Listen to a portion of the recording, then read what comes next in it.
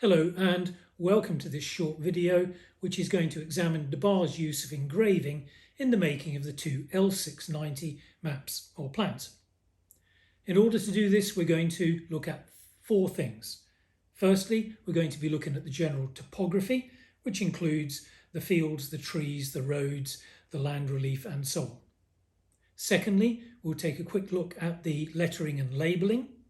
Thirdly, we shall examine a couple of the imperfections to be found in the engraving process.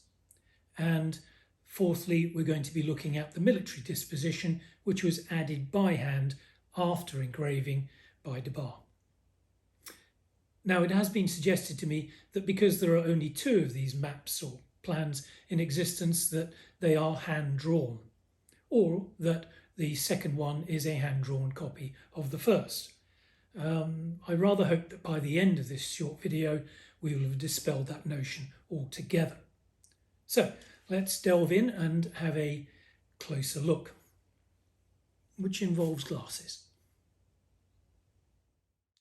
So here we have the UKHO L690, and if I toggle here we can see the LOC version.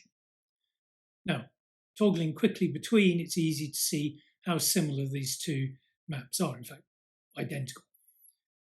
If we come right the way in on the UKHO version, let's go straight in and let's pick up on Bushwick. Bushwick here, we can see the roads engraved, we can see the name Bushwick engraved in outline, and we've got fields, we've got a pasture, we've got woods or orchards, we've got houses, we've got marshland, and we've got lines indicating the hills or the relief, amongst other things. And if I just quickly toggle to the LOC version, we see exactly the same. The only difference here is in the shading, which was added after the engraving, which can give the hills a slightly different shape. But the baseline engraving or the lines indicating the hills and relief are identical. Anyway, so let's come in even closer. Let's just have a look here on the UKHO version. I'm going to ask you to stare at any one spot, any house, any line, any squiggle, and then when I toggle to the LOC or the second edition, you will see exactly the same line, exactly the same mark. Remember that shading was added later.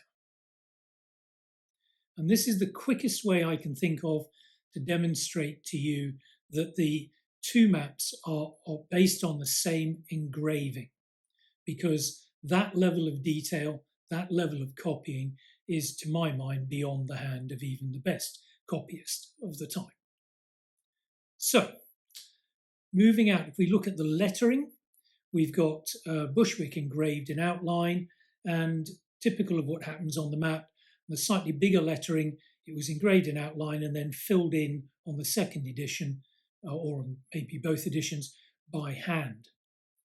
Moving across to the East River, the words Bushwick Inlet, they are engraved with ink and they come out the same, but the words East River, these are larger letters and these are engraved in outline, but as you can see, when we go UKHO version and LOC version, they're filled in differently.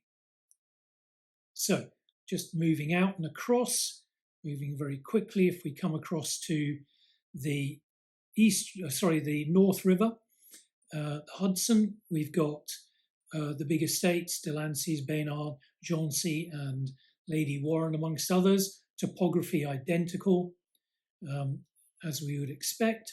Baseline topography, slightly different shading and colouring, and the same with the larger letter for the word river. Now, in terms of imperfections, we have lots of little imperfections which are apparent here. On the East River here, between the soundings, we've got little marks, 1, 2, 3, 4, 5, 6. There's 7 ink splodges. Let's come in a bit closer.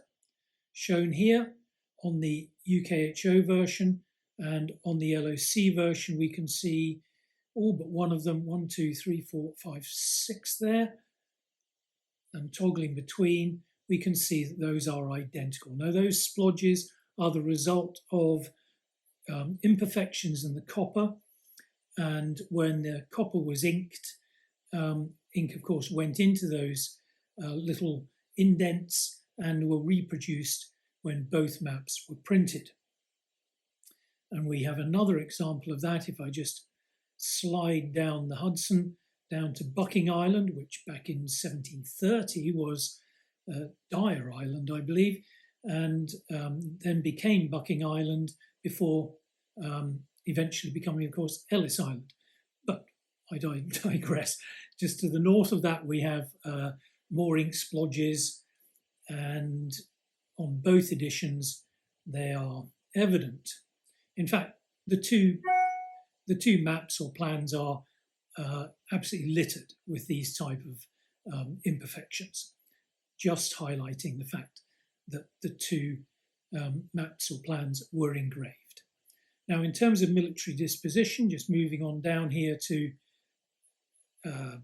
Brooklyn and the landing site at Gravesend Bay, we can see, first of all, I should point out, DeBar has transposed Gravesend and New Utrecht. That is a different story. We have got troop positions drawn in on the UKHO version over the top of the baseline engraving, and on the LOC version they are redrawn and recolored. And in fact, on the LOC version they're much more evident.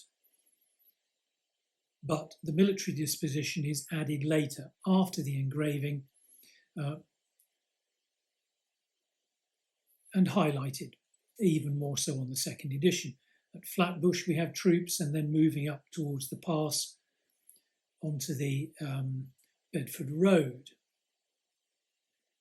Of note, we've got Cornwallis here on the Bedford Road, on the UKHO version, drawn in. We've got the road engraved, and then it's been scratched out a little bit or left blank, troops drawn over the top, and on the LOC version the troops are added in even more clearly, and the road has been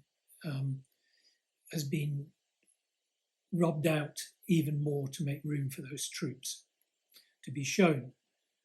On the American defences, excuse my scrolling, here at Bedford, again, we can see the troop positions added by hand.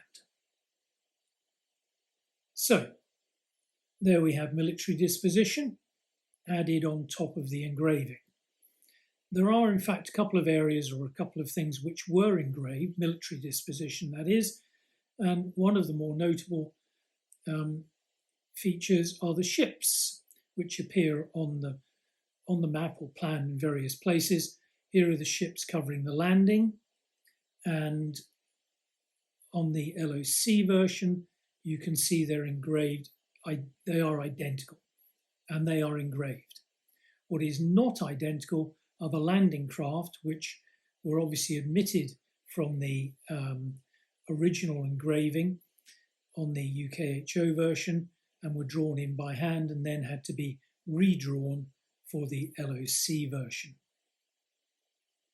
So there we have the case to say that the two LOC editions of the map were baseline engraved with additional military information added on top. And as you will see from the remainder of the article, that this video relates to the cost implication of engraving was significant, and makes the two productions or the two editions of this map very special indeed.